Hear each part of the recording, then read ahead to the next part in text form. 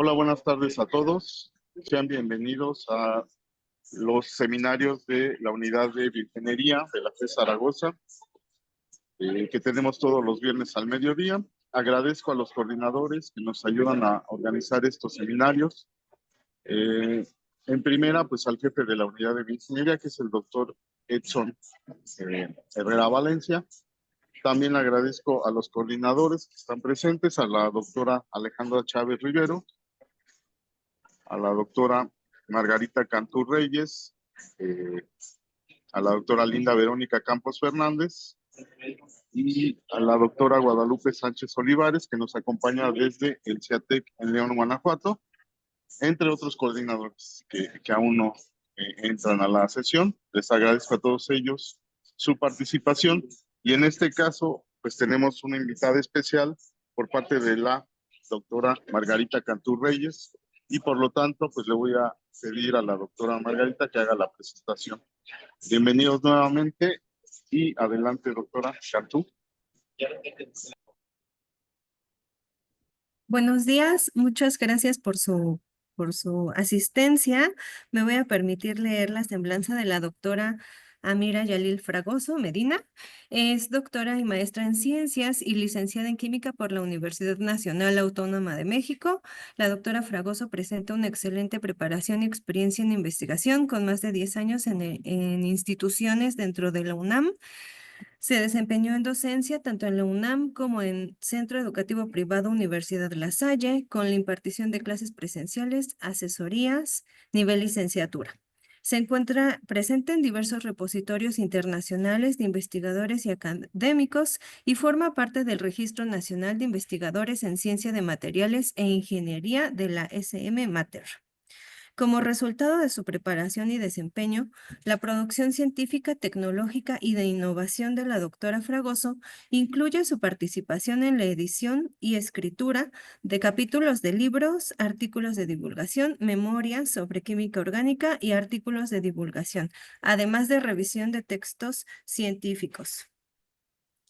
Algunos de los capítulos de libros que ha publicado son Sustainable Development and Antibacterial Activity of Green Synthesis Nanoparticles.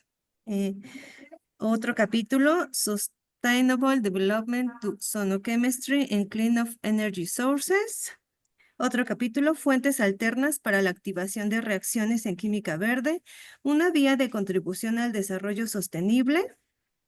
Y Improving the Therapeutic Value of Sutures and Advanced Technologies and Polymer Materials of Surgical Sutures, entre otros. La doctora Fragoso se ha especializado en métodos de síntesis con energías limpias y en la caracterización de materiales. Actualmente funge como colaboradora con colegas en el Instituto de Física de la UNAM y pertenece al grupo de investigación del Dr. Dwight Roberto Acosta Najarro en el Departamento de Nanociencia y Materia Condensada. El trabajo que ha desarrollado en esta institución es el que nos va a presentar el día de hoy. Muchas gracias, doctora Yalil, por su contribución a este seminario de bioingeniería. Le cedo la palabra. Adelante. Muchas gracias. Muchas gracias. Primero les quiero agradecer a la doctora Cantú y a la Unidad de Bioingeniería de la FE Zaragoza por permitirme impartir este seminario y así contribuir a una formación sólida para un desarrollo competitivo a nivel internacional en el área de especialidad de cada una de las personas que escuchan este seminario. Bueno, este seminario está titulado como la química, perdón, antes de todo les ofrezco una disculpa, pues estoy teniendo problemas con mi cámara, así que espero poder impartir este seminario correctamente sin ella. Ahora sí. Este seminario titulado como la química del sonido o sonoquímica tiene conceptos y les voy a explicar un proyecto de aplicación en el Instituto de Física de la UNAM. Este trabajo se realizó en el Laboratorio de Películas Delgadas y Recubrimientos del Instituto de Física de la UNAM.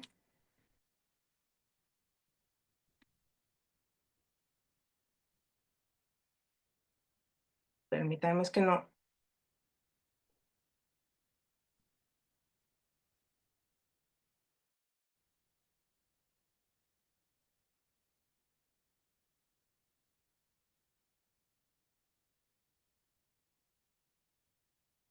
Es que parece que se trabó la computadora. Ok, vamos a esperar unos momentos, por favor.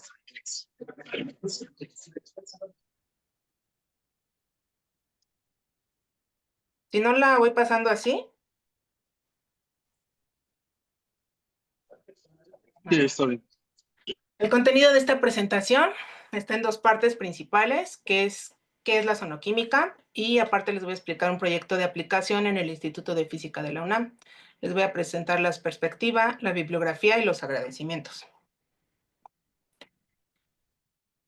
Ok. Como parte del estado del arte, y para comenzar, les recuerdo que actualmente vivimos una emergencia de contaminación, la podemos ver en el aire, en la tierra y en el agua principalmente. Les digo principalmente porque ha generado más eco, pues cada año producimos alrededor de 10,000 millones de toneladas de basura, de las cuales 6,000 millones van al agua. En la parte inferior de la diapositiva hay un mapa en azul en donde se muestran las llamadas islas basura que se han encontrado. Este mapa es del 2018.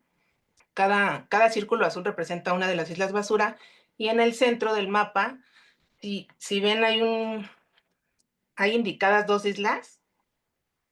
islas con rojo, y el noticiero de la CNN en el 2018 dijo que aproximadamente estas islas tenían una extensión de 3 veces el territorio de Francia.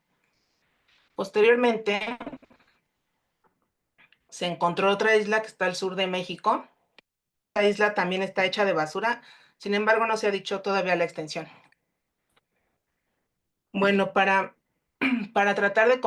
poner fin a la pobreza, proteger el planeta y garantizar que para 2030 se cumpla todo esto y combatir la contaminación, se han propuesto los Objetivos del Desarrollo Sostenible, que en el 2015 se emitieron como un llamado universal para realizar lo que ya les mencioné: poner fin a la pobreza, proteger el planeta y proteger el planeta. Estos Objetivos del Desarrollo Sostenible, supongo que ya los conocen, son 17 y van desde el fin de la pobreza hasta formar alianzas para lograr cada uno de los objetivos propuestos. Después, les puse aquí esta diapositiva de materiales porque para cumplir con estos Objetivos del Desarrollo Sostenible son de mucha ayuda tener nuevos materiales.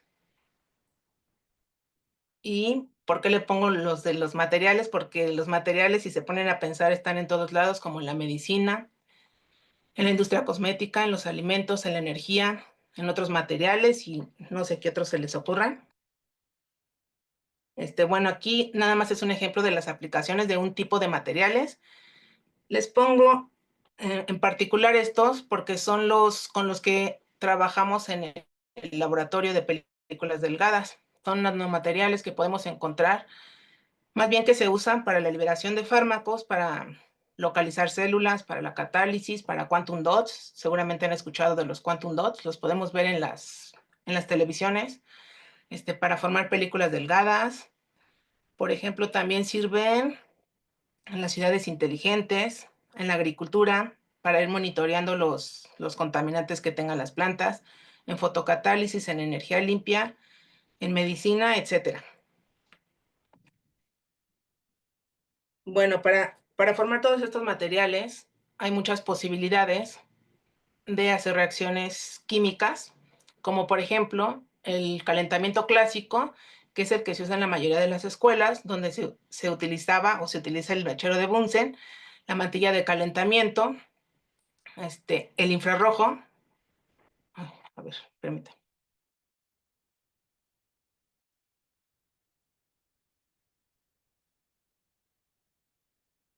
Ahí está, ahí se ve mejor. El infrarrojo, donde vamos a ver los movimientos de las moléculas. Últimamente se ha analizado que en el infrarrojo cercano las reacciones tienen más eficiencia. Las microondas es otro de los métodos. La triboquímica o mecanoquímica. O sea, les muestro todos estos métodos para decirles que antes de realizar las reacciones tenemos que estudiar las características de los sustratos y de los reactivos y de los productos para poder elegir la que nos dará más eficiencia en las reacciones. Tenemos muchas posibilidades, hasta ahora son Son estas las conocidas. Todas se encuentran en el espectro electromagnético. Tenemos, por ejemplo, los rayos gamma, los rayos X, la luz ultravioleta, la luz visible, radiación infrarroja, las microondas. Y en especial, aquí les puse en rojo el espectro sonoro, que abarca estas tres, las frecuencias muy bajas, las extremadamente bajas y las ondas de radio. ¿Por qué les hago hincapié en esto? Porque es lo que vamos a ver. Bueno, aquí está el espectro sonoro, en donde lo voy a manejar por frecuencias. Cuando tenemos frecuencias menores a 10 a la 1, a esta zona se le llama infrarrojo, y esta la pueden detectar algunos animales, como por ejemplo los murciélagos, los elefantes, las ballenas. Después, cuando tenemos una frecuencia mayor de 10 a la 1, pero menor de 10 a la 4, se le llama la región del sonido y la pueden detectar los humanos. En unas frecuencias mayores a 10 a la 4 Hz, hasta 10 a la 8, porque recordemos que después siguen las microondas. Bueno, en esta región tenemos el ultrasonido, que lo pueden detectar, por ejemplo, los delfines o algunos tipos de ballena. En 2 por 10 a las 4 Hz aproximadamente, 20 kHz, es donde se ubica la sonoquímica, que es el uso de ondas para realizar reacciones químicas. Con este acrónimo o con este símbolo lo pueden encontrar, que es un punto y tres medios corchetes. El ultrasonido también se ocupa, aparte de reacciones químicas, para la limpieza de material, para la ecolocalización, puede ser de los animales, o por ejemplo los humanos lo utilizan en el radar, para el tratamiento de enfermedades, para el tratamiento de tratamientos estéticos, o para diagnosticar enfermedades. Bueno, para la sonoquímica hay distintos equipos con los que se puede llevar a cabo, pero se pueden diferenciar mucho, pero en realidad solo son dos, que es la sonoquímica o el ultrasonido de punta o de sonda, que son los más largos que ven, por ejemplo, los que están en las esquinas de la diapositiva, y en el centro, que tiene una caja acústica para evitar escuchar el sonido que se hace. También tenemos los ultrasonidos de baño, que parecen unas cubetas, son todos estos, que se usan para principalmente para limpieza de materiales. Este que les estoy señalando azul también es un ultrasonido de punta, es de los primeros que se utilizaban. Bueno, pero ¿cómo funciona la sonoquímica? Ya dijimos que hay ultrasonido de baño y ultrasonido de punta. Cada uno se les llama al ultrasonido de baño método indirecto y al de punta método directo. Ahorita ustedes van a ver por qué se les llama así.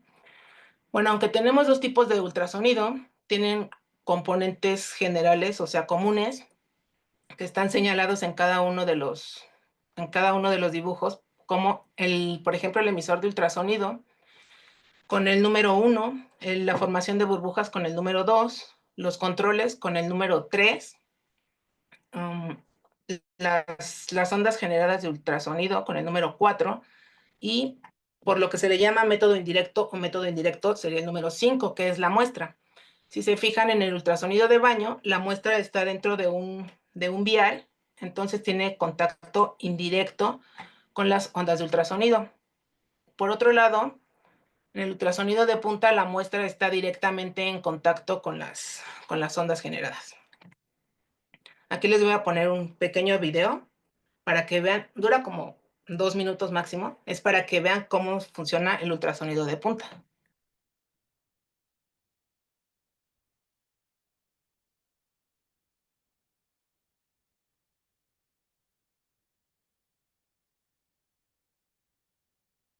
Aquí estamos viendo el emisor de ultrasonido, la formación de las burbujas, si las alcanzan a ver, que terminan en la parte superior. En los controles no los podemos ver porque, como vimos en el diagrama anterior, están conectados. Las ondas, bueno, se alcanzan a ver mínimamente aquí cómo se generan las ondas. Y bueno, la muestra en este caso es la solución que está en el ambiente. Ok. Las particularidades de la sonoquímica. La sonoquímica ya dijimos que funciona con ondas, y cuando se producen estas ondas ocurre un fenómeno que se llama cavitación. Este fenómeno Lo vamos a ver en el diagrama, donde tenemos una onda. En presiones positivas tenemos las zonas de compresión y ocurre el colapso de la burbuja, es decir, cuando la burbuja está grande. Y en presiones negativas ocurre el núcleo o cuando se forma la burbuja y cuando la burbuja está chica. ¿Por qué le puse burbuja grande y burbuja chica? Porque precisamente eso es lo que pasa en un tiempo de microsegundos. Se forma la burbuja, empieza a crecer y a hacerse chiquita, a crecer y a hacerse chiquita. Por eso le puse chica y grande.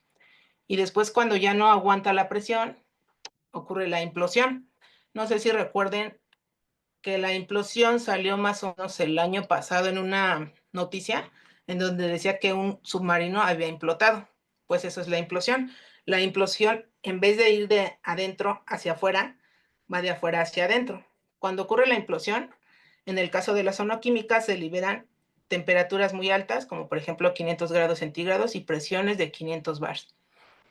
Los factores que influyen en la reacción por ozonoquímica, estos son algunos: la formación de radicales, la colisión entre partículas. Todo esto lo podemos ver en la formación del microjet. En la parte inferior de la diapositiva podemos ver todo el proceso en donde se emiten las ondas, se forma la burbuja, empieza a crecer y a hacerse pequeña, por eso está indicado con las flechas rojas, la presión que se hace sobre la burbuja, hasta que como que va para adentro, es cuando se forma el microjet. Entonces, con esa implosión, con la implosión del microjet, se va a producir un impacto fuerte en el material con el que esté en contacto y con la formación de radicales libres, la colisión entre partículas, entre otros, se van a formar nuevos materiales, que es lo que nosotros buscamos. Bueno, aquí les pongo algunas de las ventajas que tiene la ozonoquímica.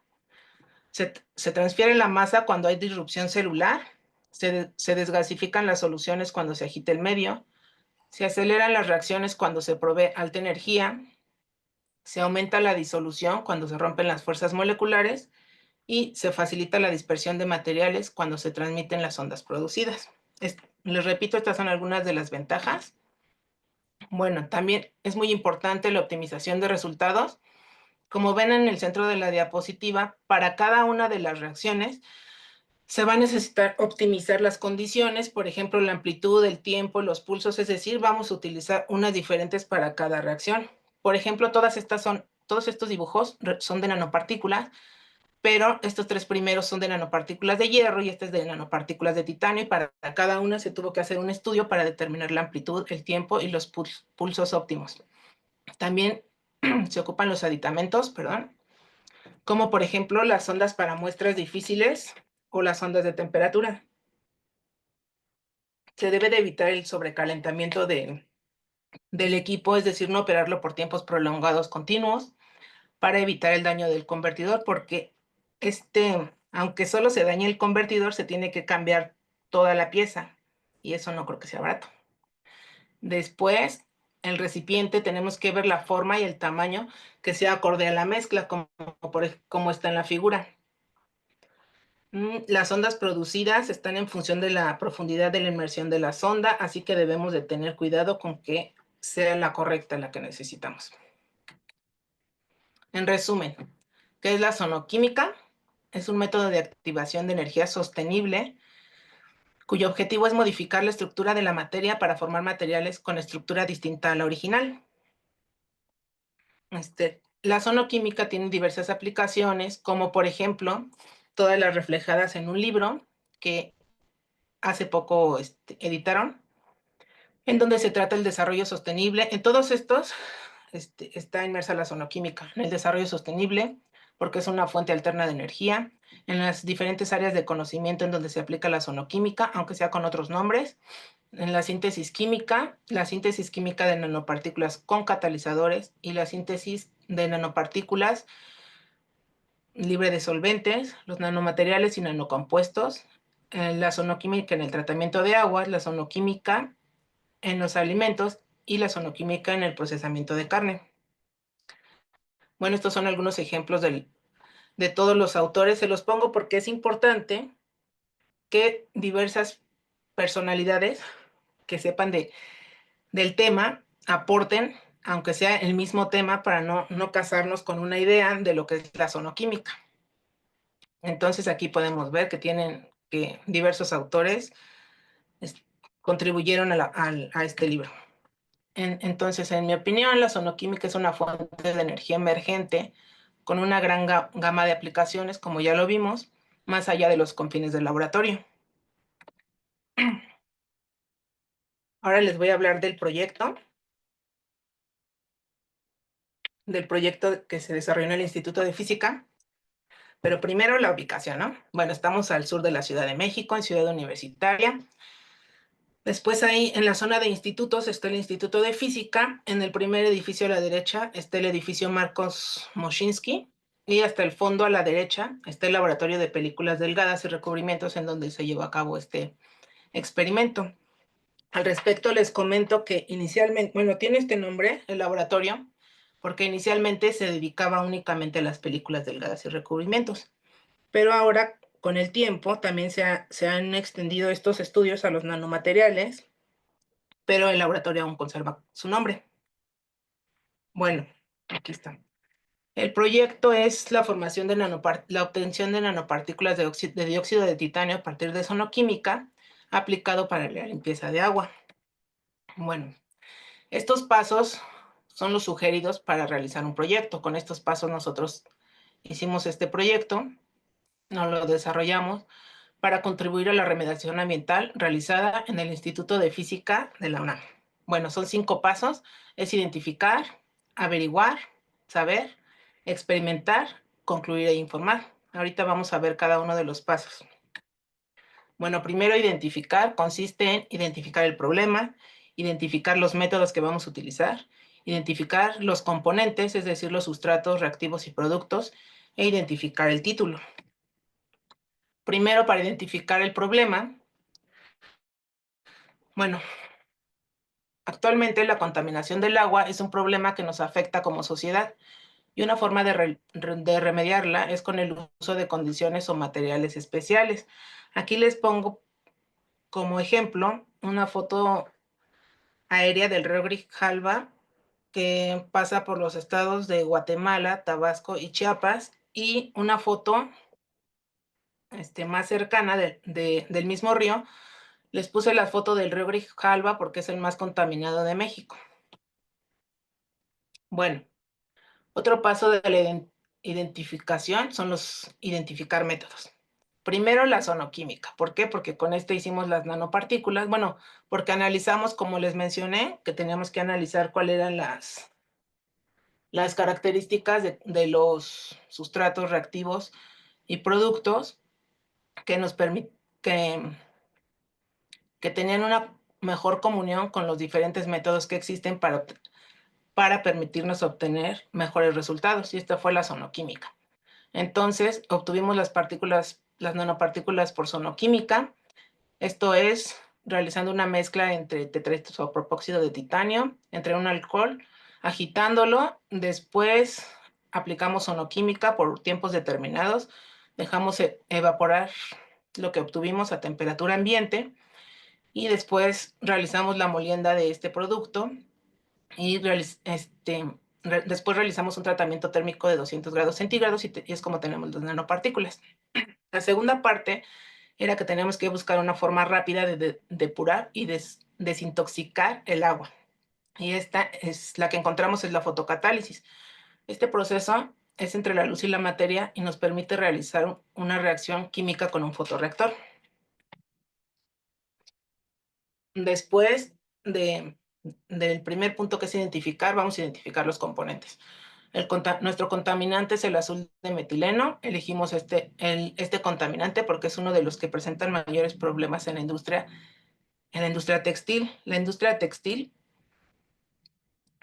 es uno de los que presentan mayores problemas en la industria textil. Los catalizadores van a ser las nanopartículas que obtuvimos con sonoquímica de dióxido de titanio y la luz ultravioleta. El disolvente, que va a ser el agua. Entonces ya tenemos las estructuras de cada uno de ellos. Por ejemplo, para las nanopartículas de dióxido de titanio vamos a ocupar diferentes técnicas de identificación o caracterización. Como estas nanopartículas ya se conocen, las técnicas de identificación que vamos a utilizar son espectroscopía de rayos X de energía dispersiva, donde nos va a dar los diferentes, nos va a decir que hay diferentes elementos que son titanio y oxígeno en la muestra. El carbono se puede deber al portamuestras que ocupamos. También vamos a usar difracción de rayos X, donde nos dice qué tipo de compuesto tenemos. En este caso tenemos nanopartículas formadas de anatasa, que es uno de los polimorfos del dióxido de titanio. Y después vamos a hacer microscopías de transmisión electrónica y de barrido para ver el tamaño y la forma de las nanopartículas obtenidas. En el caso de que nosotros, de que nosotros ocupemos un material que no esté identificado, aquí les presento algunos ejemplos adicionales de caracterización de nanopartículas de óxido de estaño que no están identificadas. Primero le obtuvimos el espectro infrarrojo de estas nanopartículas, en donde podemos ver una zona característica de estos enlaces. Y después obtuvimos un espectro Raman, en donde realizamos una especie de zoom de 250 centímetros a la -1 a 1750 centímetros a la -1, donde efectivamente encontramos esos enlaces que hay entre el estaño y el oxígeno. La última parte de identificar el proyecto, identificar el proyecto es identificar el título.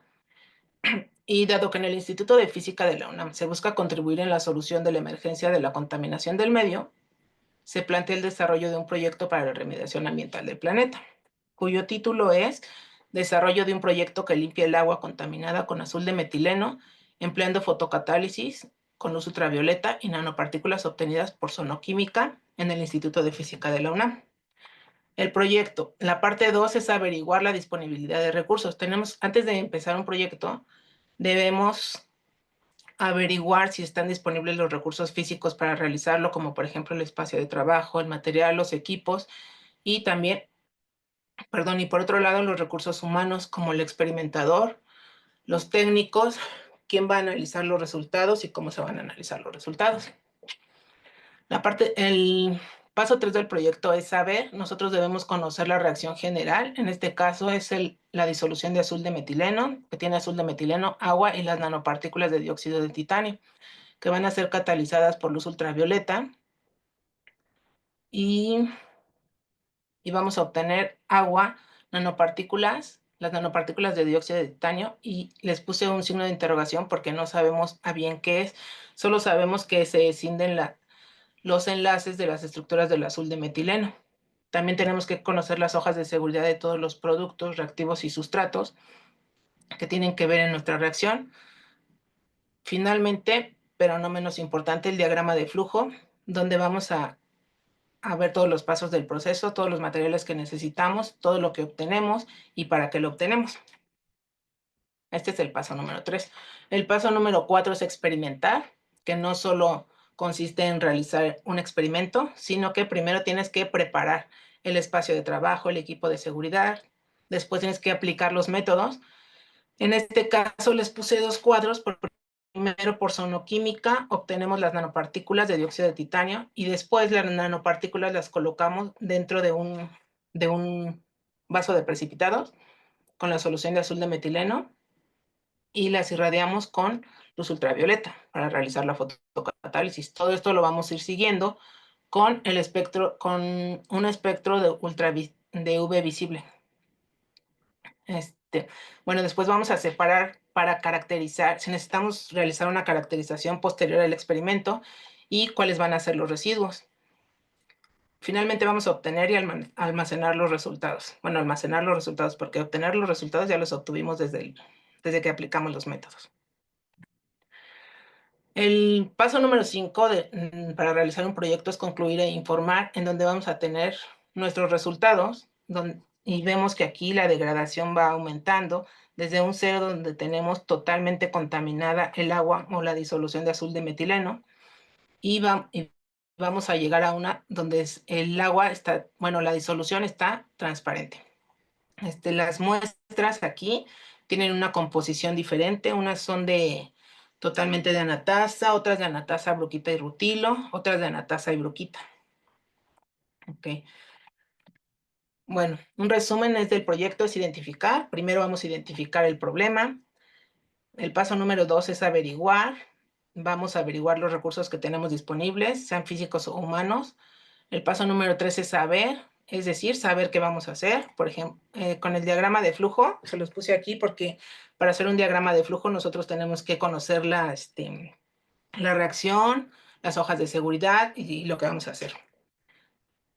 Posteriormente vamos a experimentar y finalmente vamos a concluir y difundir la información que obtengamos. La perspectiva de este trabajo es continuar con para el desarrollo de nanomateriales para contribuir a la sostenibilidad del ambiente, siguiendo la idea de que una persona inteligente resuelve los problemas, una sabia los evita. Esto lo dijo Albert Einstein. Aquí les pongo la bibliografía. Y finalmente, bueno, gracias a las instituciones que han contribuido para mi formación, a las instituciones con las que he colaborado, a los autores que hicieron posible el libro, al grupo de investigación del Laboratorio de Películas Delgadas y Recubrimiento, al Instituto de Física, como al Laboratorio Central de Microscopía, bueno, a toda su infraestructura. Y bueno, al final les pongo mi correo por si tienen alguna duda que necesite ser explicada mejor. Ahí me pueden escribir y les respondo. Y gracias a ustedes por escuchar este seminario. Muchas gracias, doctora Fragoso, por la presentación tan interesante. Y pues nos queda bastante tiempo para dudas, comentarios, si ustedes quieran expresar. Ya saben que lo pueden hacer levantando la mano o mediante el chat, si así lo prefieren. Pues pueden mandarnos también sus dudas o comentarios para la doctora Fragoso. No sé si alguien guste participar. Doctor Edson, tiene la mano levantada. Adelante.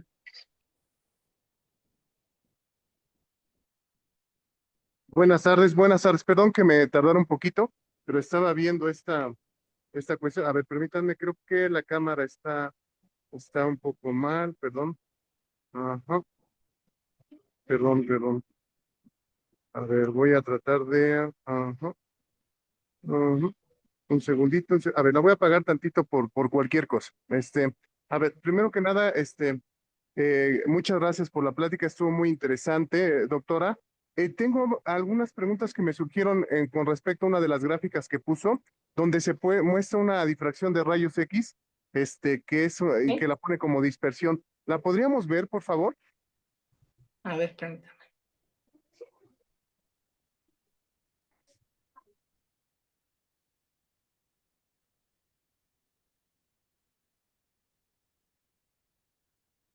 Sí, es una donde presenta del lado izquierdo inferior, La no sé difracción. exactamente cuál sea. Creo que es Ah, esta. sí.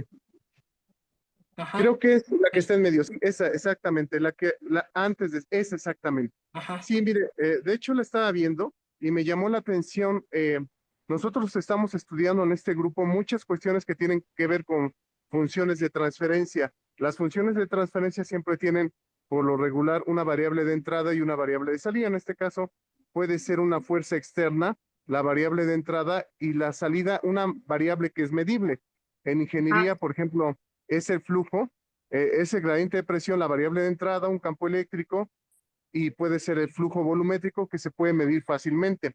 Ahí me llama la atención las resonancias, es decir, los picos que se ven en la figura de la extrema izquierda abajo. Y después de ahí siguen unos pequeños picos, pero mi primera pregunta, ¿qué significan esos picos? El pico principal y el pico secundario, por favor. Ok, gracias. Muchas gracias. Está muy interesante su pregunta.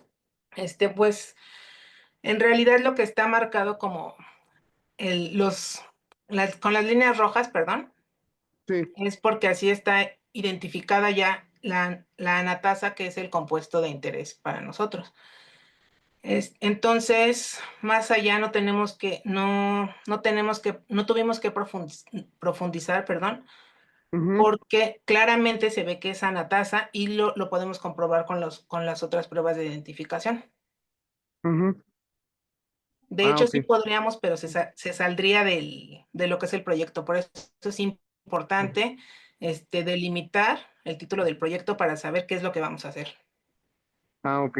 Sí, ahí, por ejemplo, una de las cuestiones que yo creo que está pasando es que cuando Ujú. nosotros metemos una fuerza externa que tiene una frecuencia, por eso es difracción de rayos X, utilizan algún sistema que hace que las moléculas vibren y al vibrar tienen una frecuencia natural estas moléculas. Con la frecuencia externa que nosotros estamos imponiendo, hay una especie de resonancia cuando éstas empatan y son los picos que se ven, los picos dominantes. Es decir, esto es una huella digital del material, lo entiendo así, o sea, esta es una fotografía muy personal del material, doctora. Sí, Ah, exactamente. ok. Por eso Ujú. le decía que ya están plenamente identificados. Esas líneas Ah, rojas nos las da el programa y ujú. lo negro es lo que nosotros obtenemos. Entonces se Ah, ok. empatan perfectamente. Ah, ok, perfecto. Es que fíjese que esa parte yo no la entendí hasta que empecé a estudiar esto, cómo lo lograban, pero es a través de Ujú. la resonancia, que es cuando la frecuencia natural se empata con la del equipo, la del proceso, y se obtienen estas huellas digitales y uno puede observar o puede cuantificar si está bien o va por buen camino. Entonces, muy bien, Ajá, muy bien. exactamente.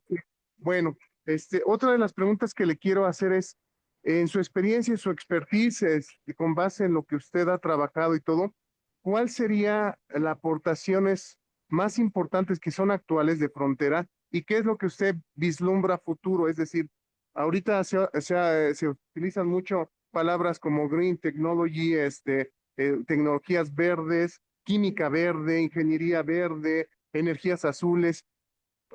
¿Cuál es su visión a futuro? ¿Qué es lo que está ahorita en Frontera y cuál sería la visión a futuro? Muchas gracias. Gracias por su pregunta. Bueno, en sí, por eso les presenté los objetivos del desarrollo sostenible, porque más allá de lo que esté de moda, entre comillas, nosotros debemos de usar nuestro sentido común para ver cómo está el mundo y cómo lo podemos arreglar. Y con base a eso, perdón, nosotros podemos saber en qué tecnologías se van a desarrollar más.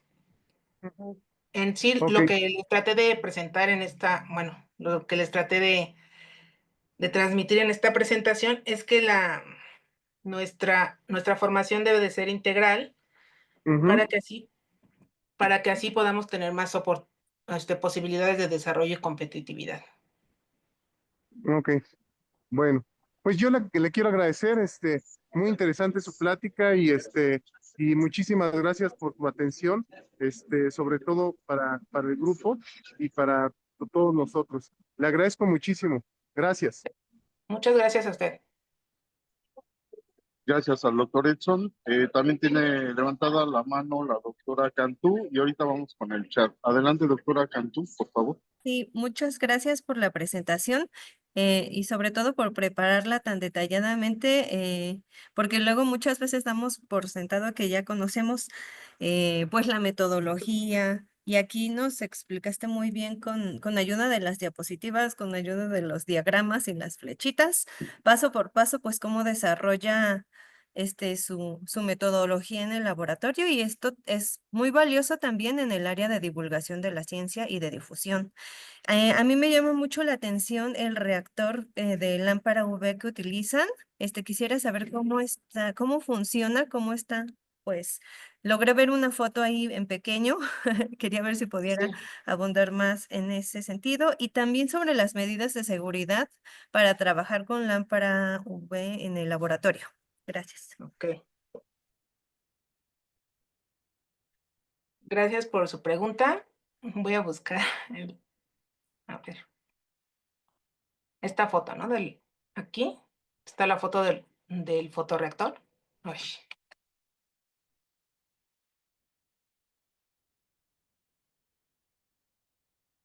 no. Sí, aquí está aquí. Bueno, el fotorreactor, especialmente o particularmente está construido en el Instituto de Física de la UNAM. Solo es una caja. Las paredes deben de ser oscuras para la dispersión de la luz, para evitar la dispersión de la luz. Y arriba está montado un foco de 100 watts, me parece. Sí, de 100 watts. y es el que cuando nosotros conectamos y prende, con ese podemos incidir la luz ultravioleta en los materiales, en los diferentes materiales. Ahorita se los puse como una caja abierta para que se pudieran ver los componentes, pero claro que la seguridad es muy importante y para ello utilizamos unos lentes especiales, porque si recuerdan el espectro, les mostré, en la luz ultravioleta hay energía ionizante, por lo tanto, eso puede escindir las moléculas que hay en nuestra piel y por eso debemos proteger nuestra visión.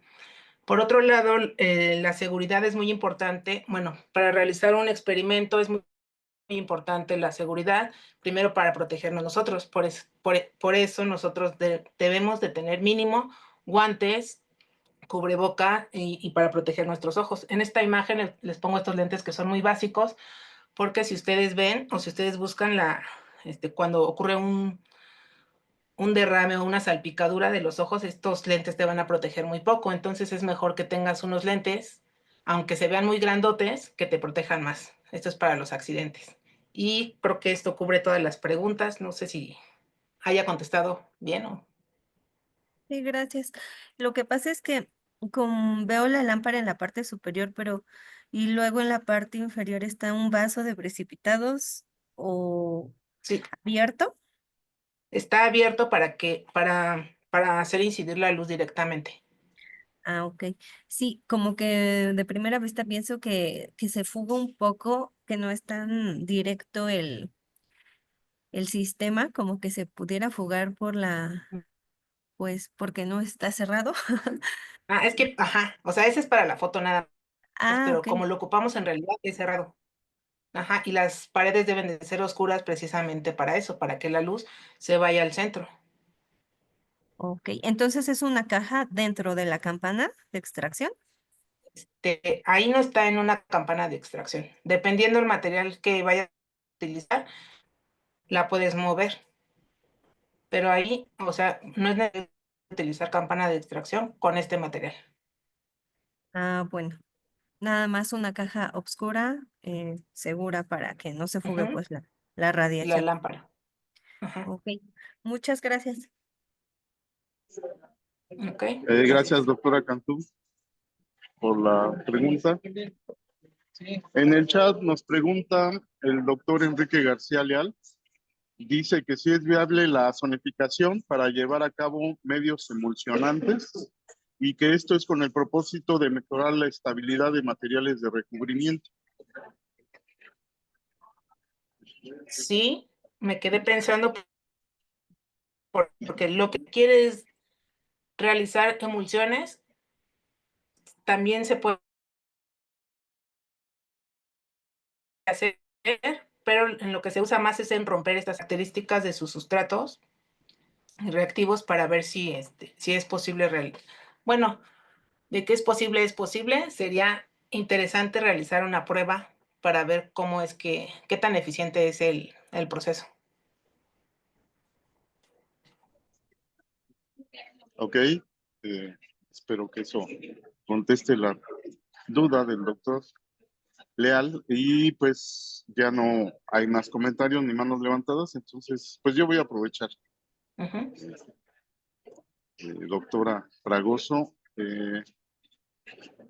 como no es mi especialidad, me surgió una duda y seguramente le explicaste, pero a mí se me pasó, entonces me quedé con la duda. Estoy Ujú. entendiendo que estás usando un colorante como el azul de metileno Sí. para probar el método, Ujú. pero ya en la realidad lo que quieres degradar son los compuestos tóxicos. ¿Cómo se relaciona? Ahí ya no entendí cómo se relaciona el azul de metileno con estos compuestos tóxicos. Ok, el azul de metileno también es un contaminante, por eso mencioné que era bueno, no sé si me mencioné, pero es el principal contaminante de la industria textil. Por ejemplo, está en la ropa, en los pantalones de mezclilla, en todo lo azul. Y mencioné a la industria textil porque es la que tiene más problemas con el desperdicio de agua por este contaminante. Por eso sí, utilizamos el azul de metileno. De hecho, se usa mucho para, para tratar, como un ejemplo para tratar los contaminantes. Además, si recuerdas su estructura, Está medianamente grande y ahí se pueden estudiar la decisión de los enlaces entre los átomos. Ok, entonces parece que ya me quedó claro. Nada más, esto quiere decir que el método, aparte del azul de metileno, también degradaría otros contaminantes o solo el azul de metileno en específico. También otros contaminantes, pero bueno, primero gracias por su pregunta. También degradaría otros contaminantes, pero este proyecto que les presenté solo es con el azul de metileno, por eso la importancia de delimitar. Pensamos después extender el trabajo a otros contaminantes como el rojo del Congo, el anaranjado de metilo, pero el más importante es el azul de metileno. Además, el azul de metileno es más fácil de encontrar los datos. Por ejemplo, nosotros utilizamos el UV para ir siguiendo la degradación del azul de metileno y todos esos datos los podemos encontrar en la norma oficial mexicana de los datos de absorbancia que debemos de buscar. Ok, muchas gracias. Uh-huh. Sí, parece que ya me queda más claro. Pues no sé si alguien más quiera participar o hacer alguna pregunta. Tendremos tiempo. Pues. Sí, Doc Fausto, si me permite. Sí, adelante. Sí, gracias. Pues mucho gusto, doctora Amira, gracias por su presentación. Muy interesante esta parte de la sonoquímica. Tengo entendido que en la sonoquímica se usan las ondas de sonido como energía de activación para realizar ciertas reacciones químicas. Mi pregunta sería la siguiente. Eh, la sonoquímica, digamos, tiene una eficiencia mayor dependiendo de la fase. Quiero decir, por ejemplo, una reacción en gas, una reacción en líquido, en sólido, porque bueno, el sonido viaja a distinta velocidad dependiendo de la fase, ¿verdad? ¿En qué fases es más conveniente utilizar la sonoquímica, doctora, en su experiencia? Gracias. Pues gracias por tu pregunta. En mi experiencia, bueno, solo he utilizado sonoquímica en líquidos, porque es donde se transmiten mejor las ondas, o sea que no te puedo hablar particularmente de las otras. Pero, otra vez repito, tenemos que ver las características de los sustratos reactivos y productos que queremos obtener para ver si será más eficiente nuestro método, bueno, la sonoquímica en este caso, o podemos escoger otro método de activación de energía, como bien lo decías, y ya, es todo por mi parte. Sí, doctora, ¿y esta sonoquímica es exclusivamente para realizar escisiones?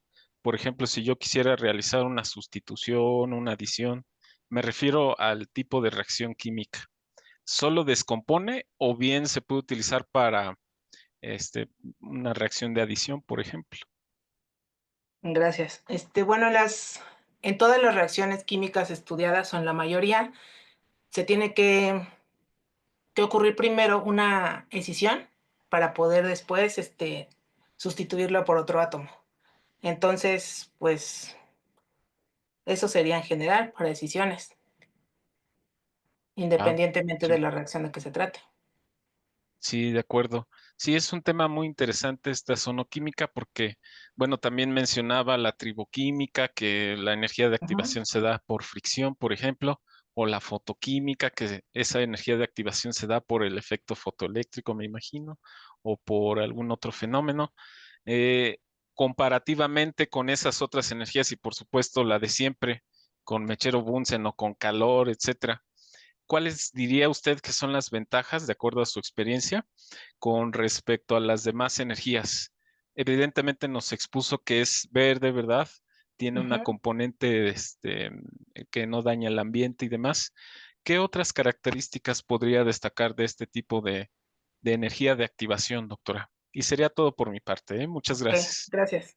Pues la principal característica o lo que yo veo de ventaja es el tiempo, la reducción importante de tiempos. Aunque claro, debemos de saber si nos va a servir más o no. Porque, por ejemplo, también una reducción importante la podemos obtener cuando hacemos reacciones por microondas. Pero tenemos que ver exactamente las propiedades. Es decir, si nuestros reactivos o productos o sustrato tienen una polaridad que nos va a permitir hacer la reacción en microondas o si no, para hacerla en sonoquímica. Ujú. Sí, muy interesante. Gracias, doctora, por su exposición. Gracias. Sí, gracias Luis. Pues finalmente no me queda más que agradecerle su presencia en este seminario. Les recuerdo que todos los viernes vamos a estar aquí al mediodía y siempre va a ser la misma clave y la misma liga. Les agradezco nuevamente su presencia. Los invitamos la próxima semana a que asistan y que tengan buena tarde. Y gracias a la doctora Fragoso por su participación. Muchas gracias.